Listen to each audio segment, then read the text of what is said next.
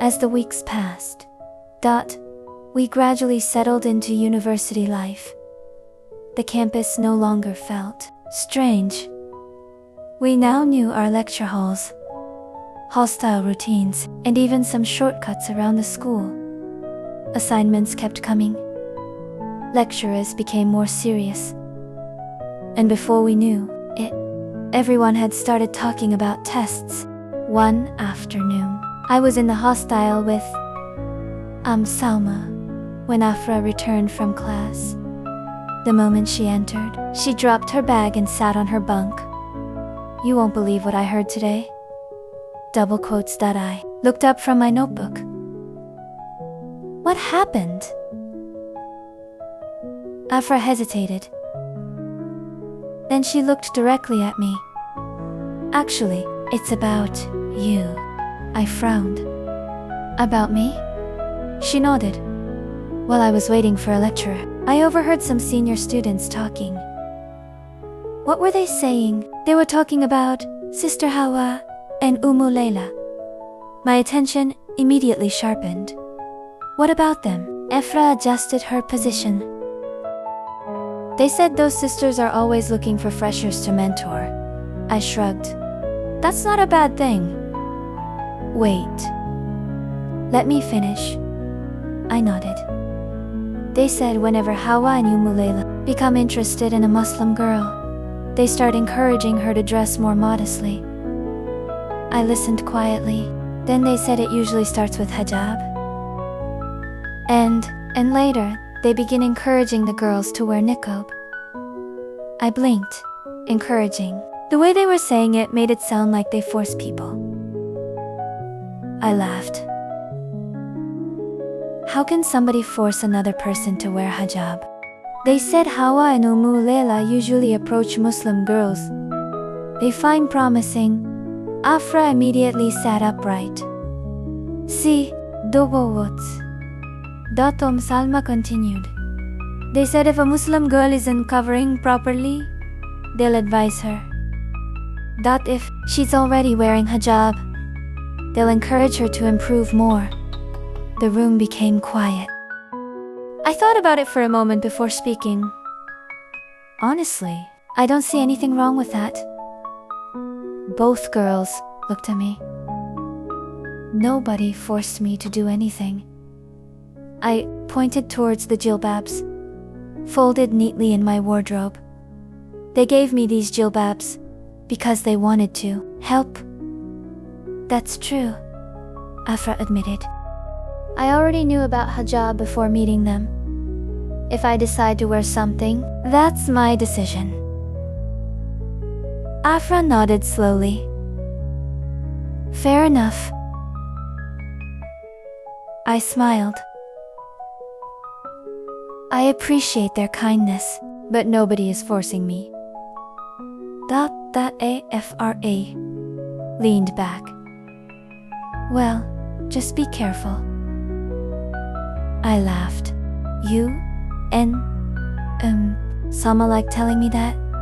This campus is full of different kinds of people? Double quotes. Double quotes noted. Double quotes. The conversation ended there. But it left me thinking. Sometimes people tell stories based on assumptions. Sometimes they tell stories based on personal experiences. The difficult part is knowing which is which. As the semester progressed, test season finally arrived. The atmosphere on campus changed immediately. Students who normally spent hours chatting suddenly became serious. Everywhere became a reading center. Lecture halls, hostile corridors,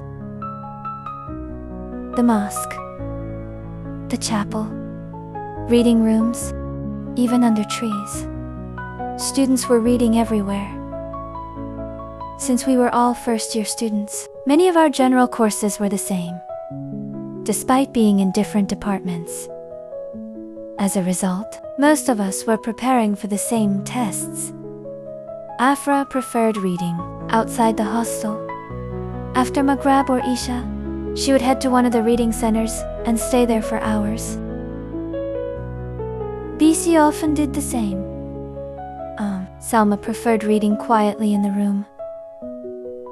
As for me, I struggled. A lot. The moment I opened my books at night, sleep would start fighting me. Many times, I would wake up and discover my head resting on my notebook. Salma found it hilarious. Azeeka. Read? I am reading. No. Yes. No. You're sleeping. I laughed. Many nights, she stayed awake with me, helping me revise and asking me questions. Whenever she noticed my concentration dropping, honestly, I appreciated it. Without her, I probably would have slept through half of my reading sessions.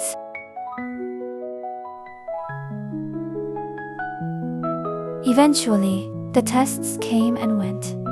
Then the results started coming out. Students rushed to notice boards and portals to check their scores. The day some of our results were released, all 4 of us checked them. When we returned to the hostel, BC was crying. Actual tears. I immediately felt uncomfortable. What happened? Afra asked. BC wiped her face. I failed. Nobody spoke. I failed most of the tests. Her voice cracked. I don't understand. She looked down at her result sheet. I prayed. The room remained silent. I prayed before every test. Tears rolled down her cheeks. I even fasted before some of them. Double quotes. My heart squeezed a little. I asked God to help me. She shook her head. The courses I passed, I prayed before writing them too. Double quotes, her shoulders trembled. So why did I fail these ones? Afra moved closer and sat beside her. BC. BISI looked up.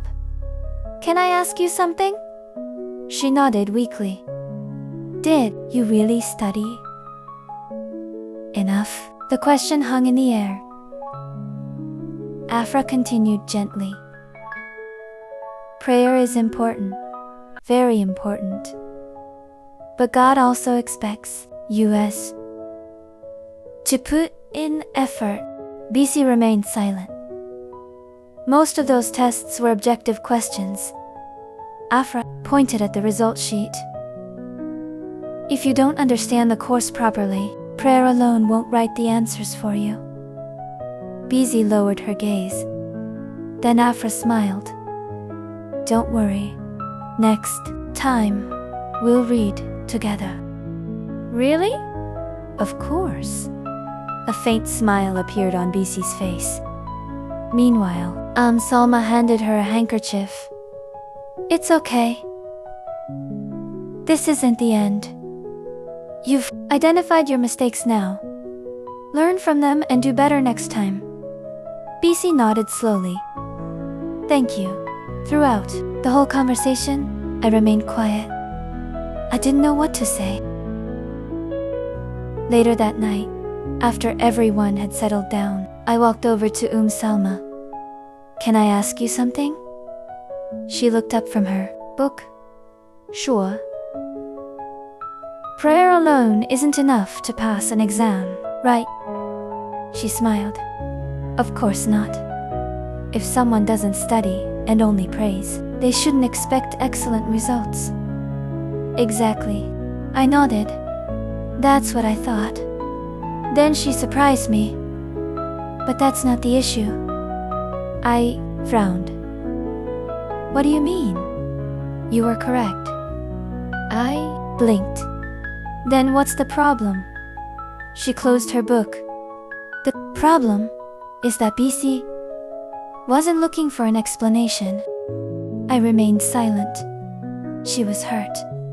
Oh, sometimes people don't need solutions immediately. I listened carefully. Sometimes they need comfort first. I thought about that. When someone is crying, you don't immediately explain why they failed. You first show that you care. For a moment, I didn't know what to say. Then I realized she was right. Afra had given practical advice. Salma had offered comfort. And I had simply sat there watching. Not because I didn't care, but because I didn't know how to show it. That night, as I lay on my bed, staring at the ceiling, I reflected on everything. University was teaching me how to deal with people, too. And perhaps one of the most important lessons I had learned so far was this. Being right is good, but being compassionate is better. Sometimes people don't need answers first. Sometimes, they simply need someone who understands their pain.